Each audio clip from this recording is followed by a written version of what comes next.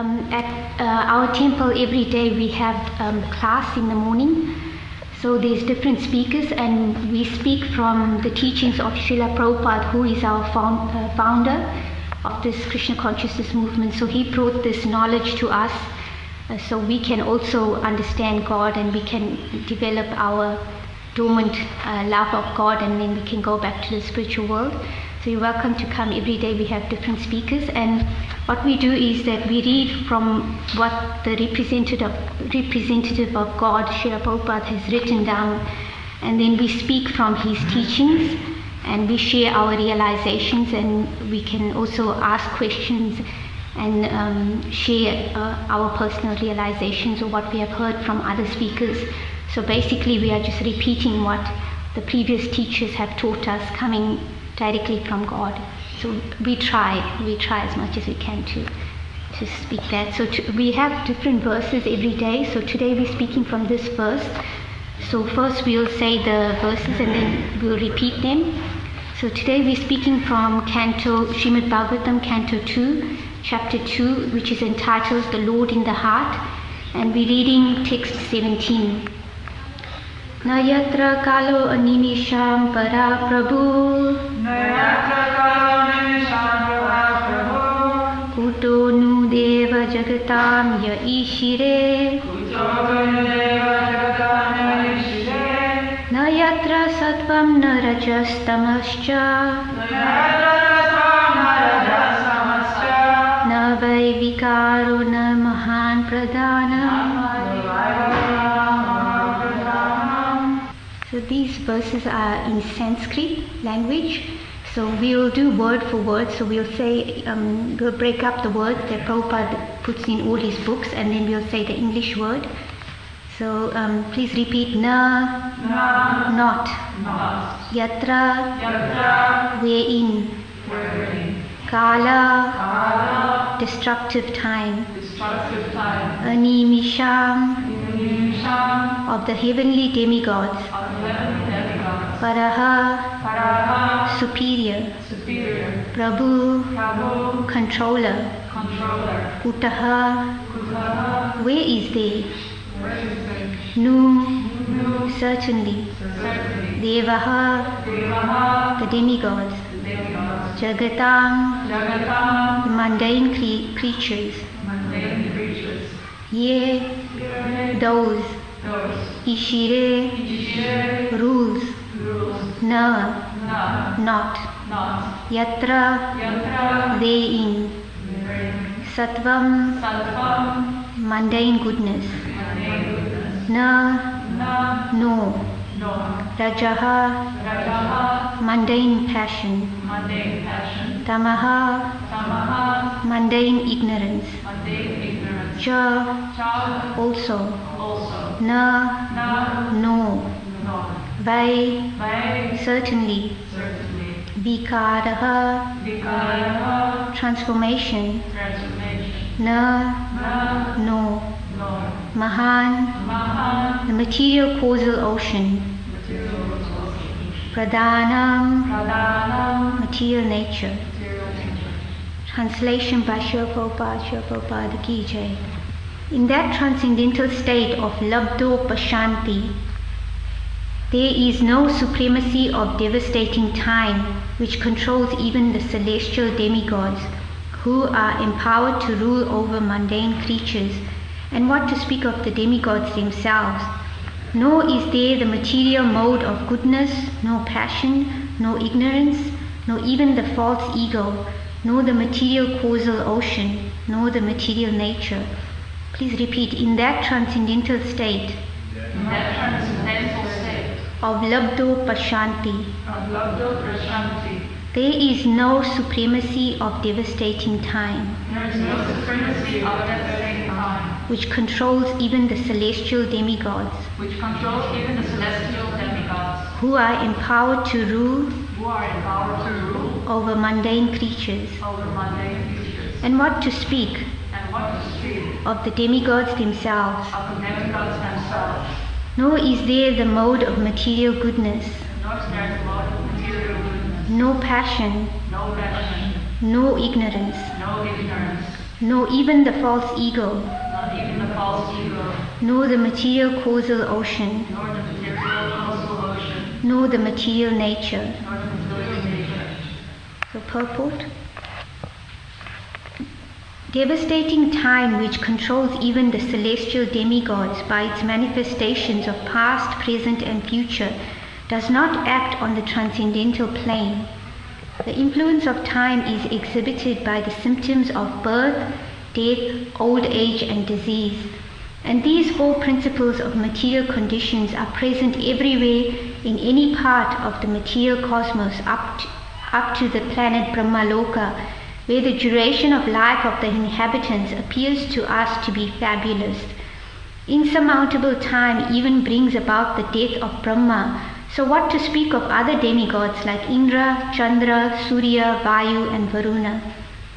The astronomical influence directed by the different demigods over mundane creatures is also conspicuous by its absence.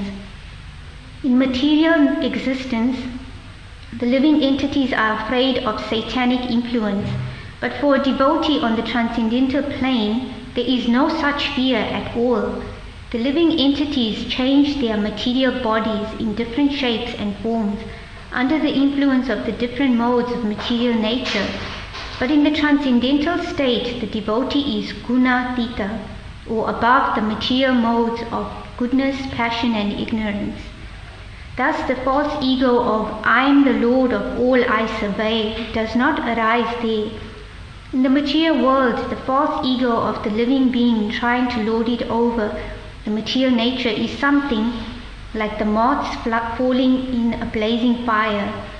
The moth is captivated by the glaring beauty of the fire, and when he comes to enjoy it, the blazing fire consumes him.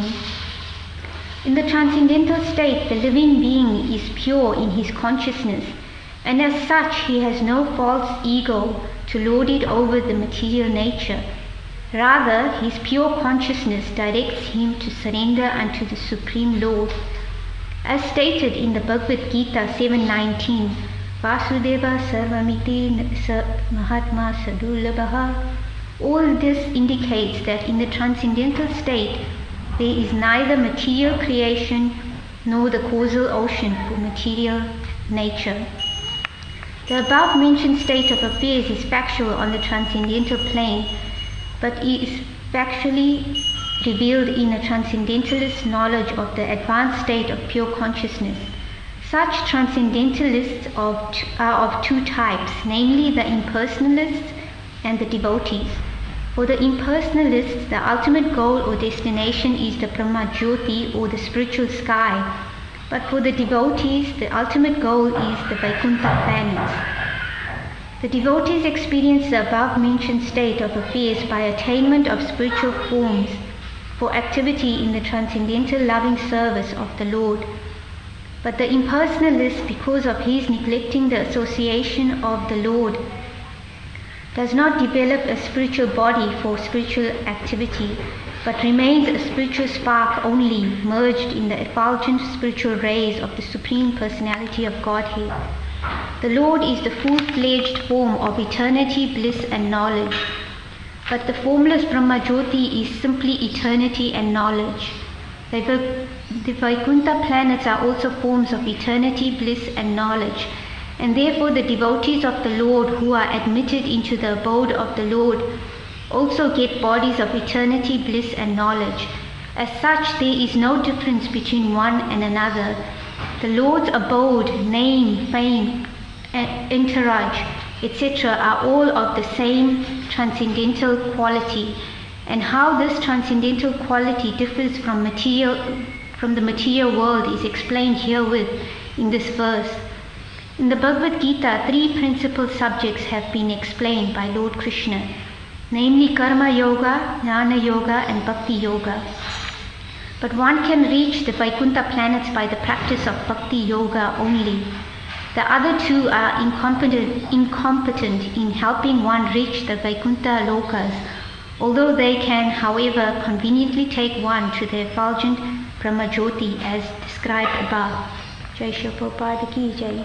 Nama Om Vishnu Padaya Krishna Prasthaya Bhutale Srimate P. Krishna Goswami Namini Nama Om Krishna Padaya Krishna Prashtaya Putari Srimate Bhakti Vedanta Swami Namini Namaste Saraswati Devi Gauranga. So I ask for the blessings of all the devotees that I can speak something that is beneficial to, that you can take something from this and for my own purification as well. So I'll repeat what I have understood and what I've learned from Srila Prabhupada's teachings and what I've heard from other speakers according to the level I'm at. So there's many things that Srila Prabhupada has mentioned in this text. So one of the words that he mentioned that was from yesterday's verse is a transcendental state which is called Labdho Pashanti. So in that verse it's broken down to Labdha Upashanti. So that is referring to one who has attained full bliss or full happiness. And in that purport, Prabhupada says, in his pure, unalloyed state, the living being attains the stage of full bliss. So he, the spirit soul, is referring to male, female, or any living entity in any type of body. But when we come to the human form of life, then we are different from an animal form of life. So who can think of what is the difference between the... Okay, before we do that, we'll speak about what's the similarity between all living entities. We all need to eat. What else? Sleep. Defend, so we need to protect and have some shelter, and reproduce. So the four principles are there in all living entities. So eating, sleeping, mating, and defending. So what's the difference when we come to a human form of life? What differentiates us from the animal forms of life?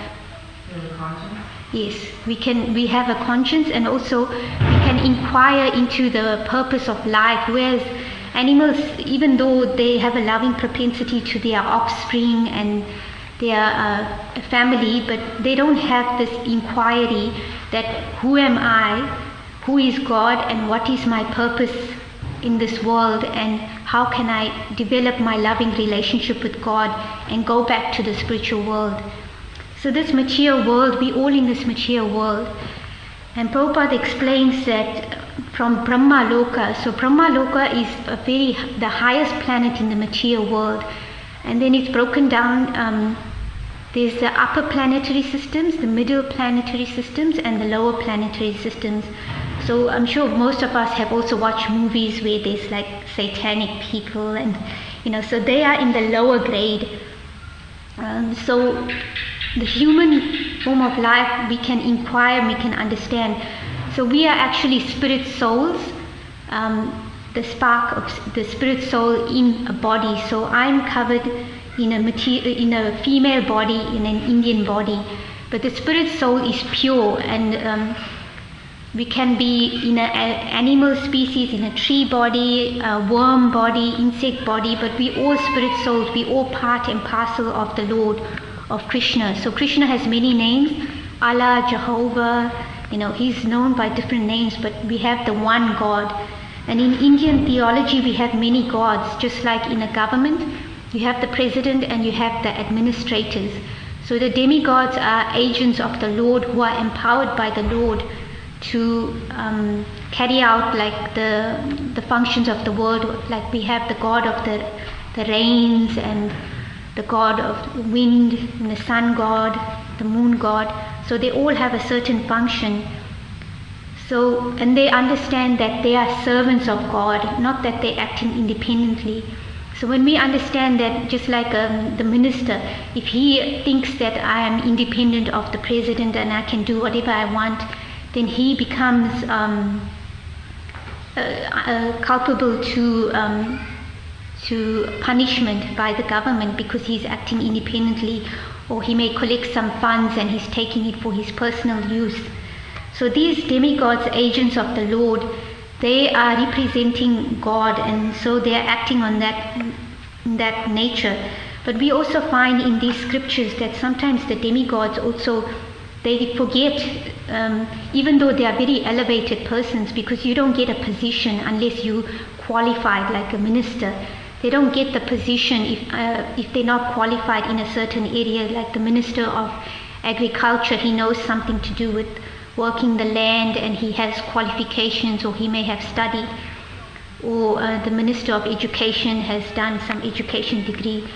So the demigods, they have qualified to attain that position, but sometimes they become proud that, oh, who is Krishna, who is God, I can act independently. And then, so we are also kind of like that. We think that we are independent and we can do whatever we want to. But even when we're driving on the road, we have to follow certain rules. If we here we drive on the left side, so if we drive on the right side, then we'll get arrested or pulled over or something like that. So existing in the material world, there are rules and regulations. So in the going on the spiritual path, when we're in the human form of life, there are certain principles that we follow to actually come to the human platform. And there's 4 principles. There's no meat eating, so that includes fish, meat, and eggs.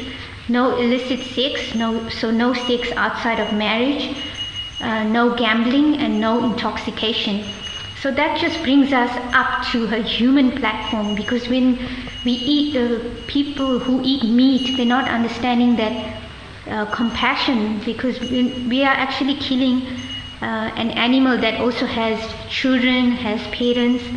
So that takes away compassion.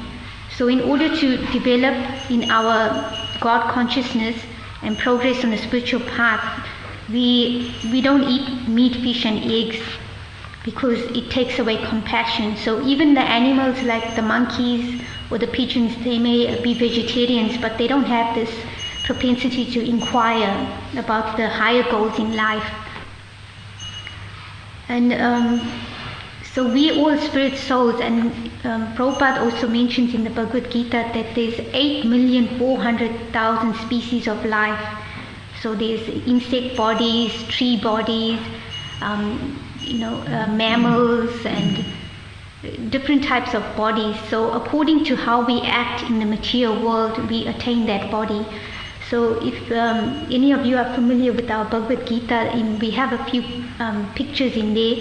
So there's one picture which has 4 parts to it. So there's someone who is eating so much meat. So because they have that desire to taste blood and that flesh, then they get a body in their next life that they can fulfill that desire. So they might get a tiger's body or a lion's body, and they develop the body type, like the sharp teeth and the fangs, to enjoy the blood and the meat of their body. But then that means they're falling down in the evolutionary cycle, and there's 8,400,000 species of life. So gradual evolution takes place. So we don't want to miss this human form of life, which is very rare.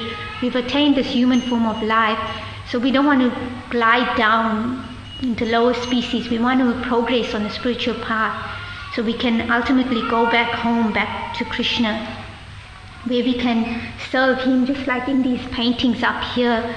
In the spiritual world, we also have form, and we have loving relationships of parents, brothers, and Krishna has his girlfriends and his wives.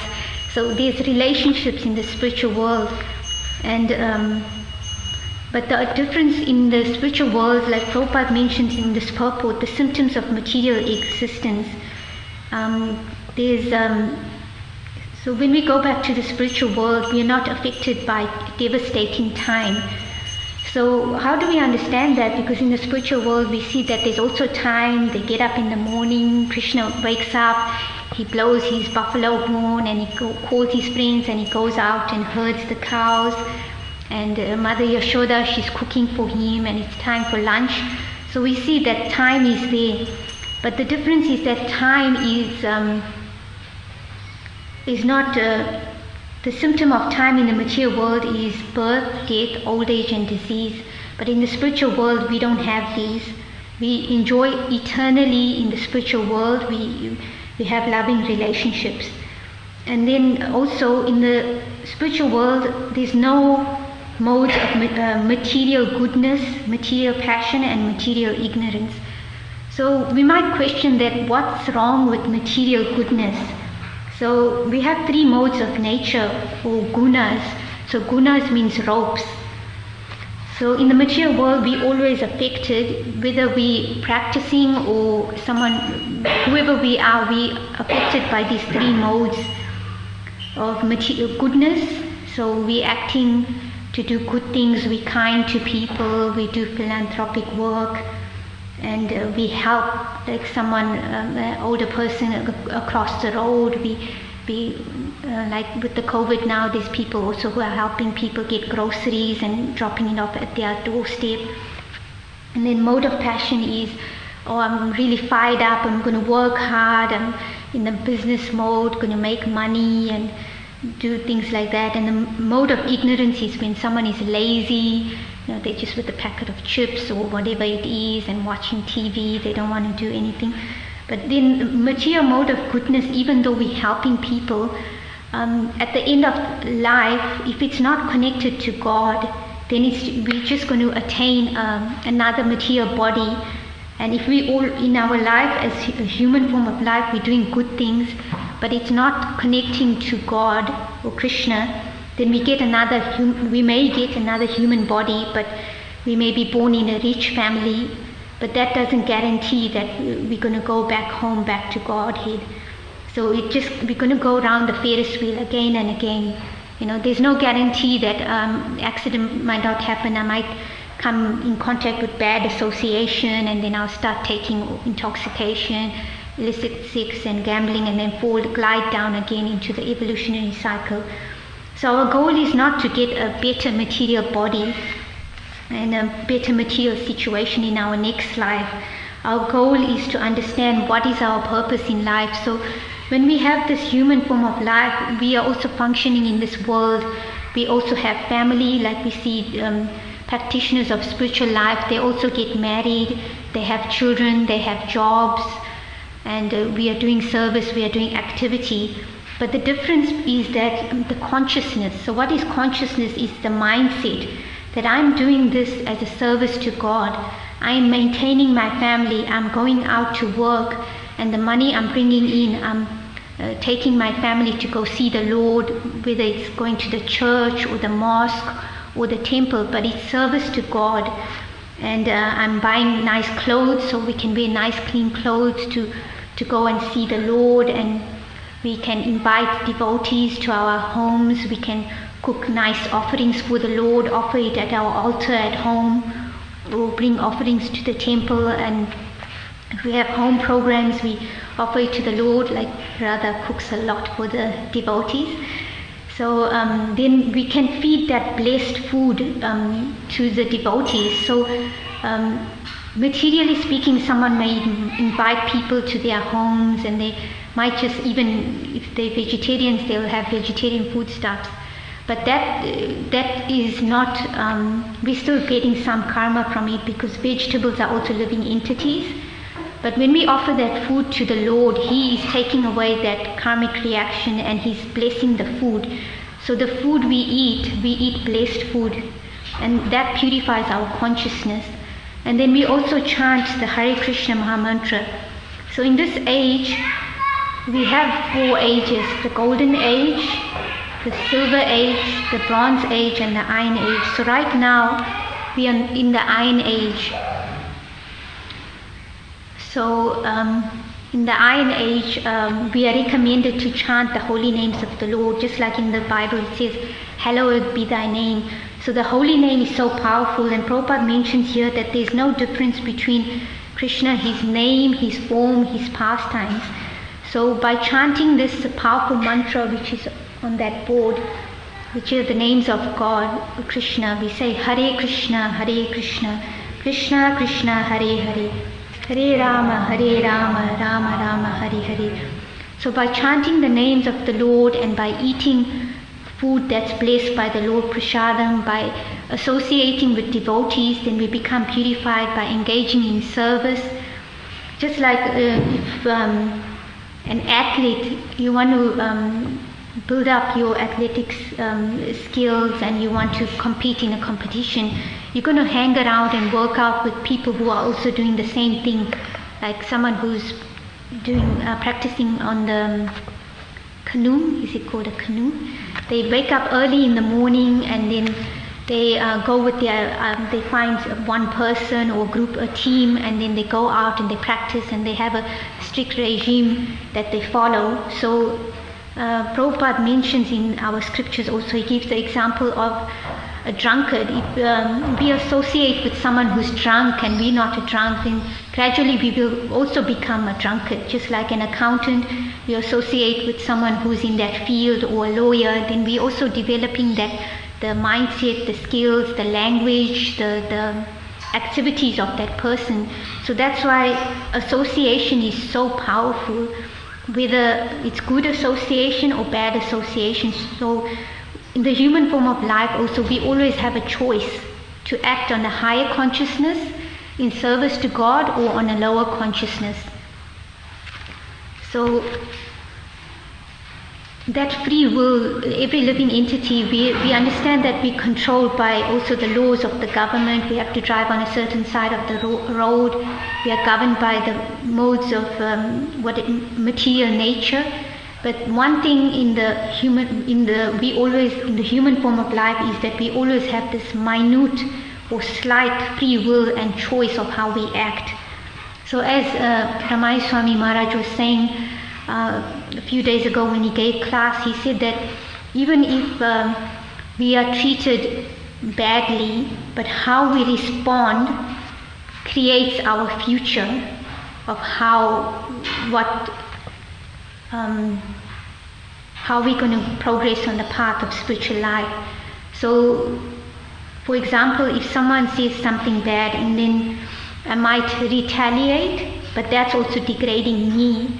And if I start fighting with that person, and if I, on the other hand, if I say, oh, poor me, then that's also kind of getting into depression. But the higher principle is seeing that, okay, whatever's happening in the world, because Krishna says, Prabhupada states that Krishna says in the Bhagavad Gita that not a blade of grass moves without the sanction of the Lord.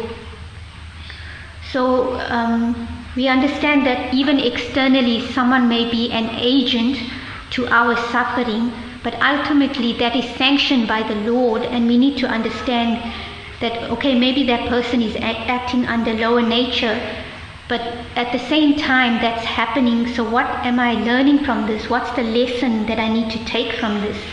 And also, because we are living in this world, my spiritual master, Bhir Krishna Goswami, he talks about, and he teaches empathic communication. I still need to learn that from him, I'm not there, but he talks about how we also need to self-empathize. So, of course, we can't reach the highest platform immediately, but we can at least theoretically start by understanding, okay, this person yelled at me, and then we can say, oh, that person yelled at me and I feel very hurt, but what I did, they misunderstood me and things like that. And then we can say, oh, when to that person, if we feel that at that time we can either walk away and we have some quiet time and just reflect on it, or we can say, oh, when you said such and such and such, I felt like this.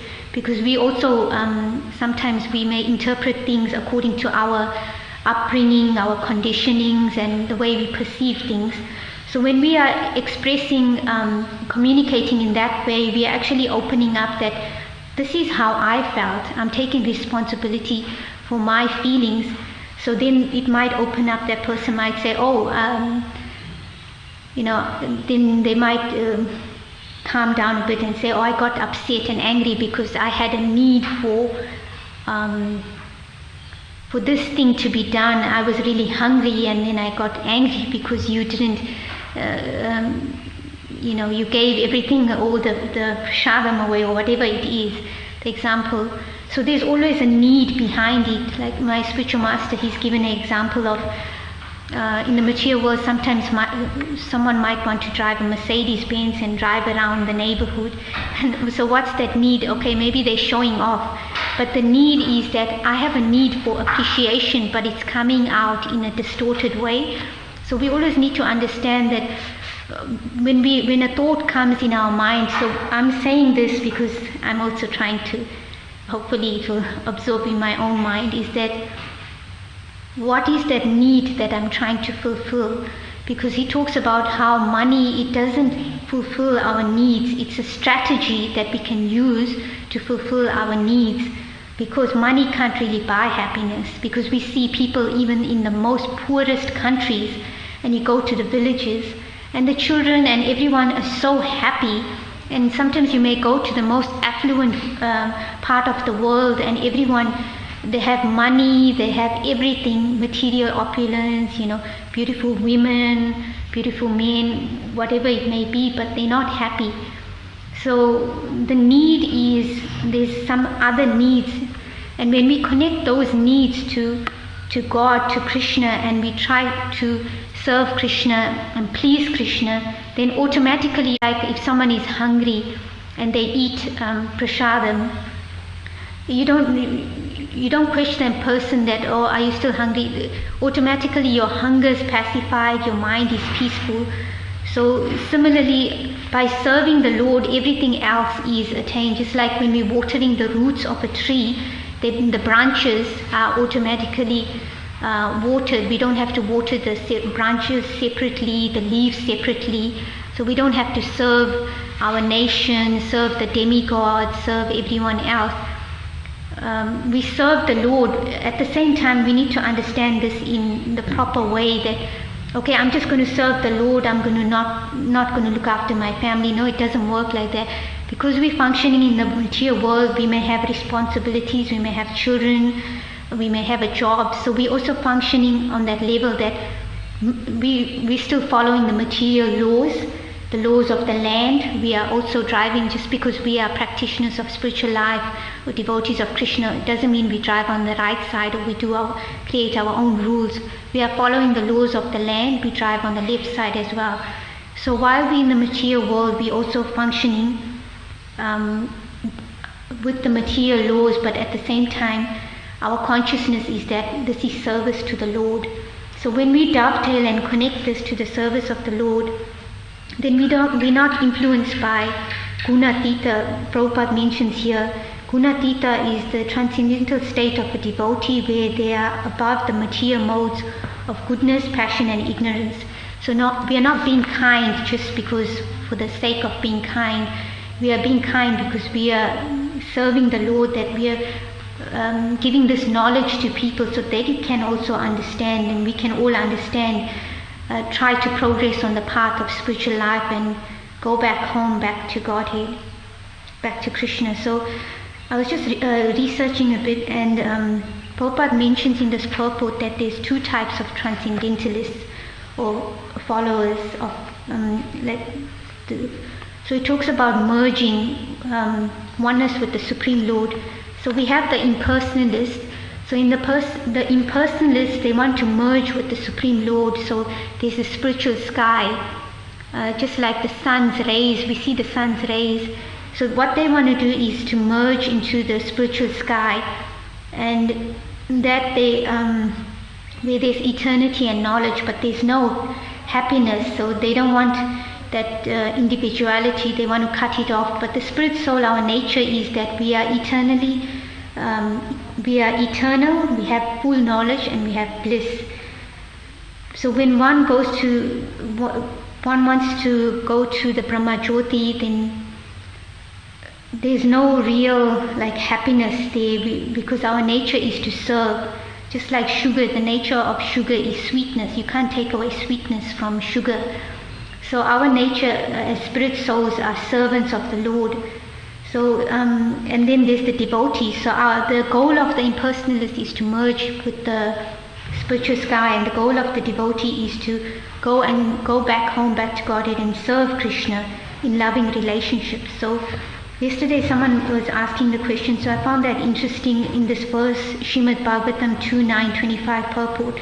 Prabhupada writes, oneness with the Lord therefore consists for the devotee of dovetailing one's desires for the desires of the Supreme Lord. So oneness in purpose, whereas impersonalist wants to merge and become one with the Lord. But becoming one with the Lord for a devotee is understanding that I'm dovetailing my desires in service to the Lord, and then automatically our desires are fulfilled. So I'll end there. I didn't fully kind of speak on what I researched, but kind of adjusted the class a bit. So if anyone has any questions or comments or any other questions, if you might have seen how we as aspiring devotees are practicing, and if you have any questions about why we do what we do, or try to answer, we have other devotees who might answer those questions. So any questions, comments? Or if you would like to share any realizations you've had from being here or at the temple or Krishna village, what your experiences are, you're welcome to share. Because when you share, then we kind of open up more discussions. Okay. Thank you very much. Srimad Bhagavatam ki jai, Srila Prabhupada ki jai. So, so every day you're welcome to come. We have different speakers and we speak on the different verses. And then we followed by prasadam, blessed food. So thank you. Hare Krishna. Srila Prabhupada ki jai.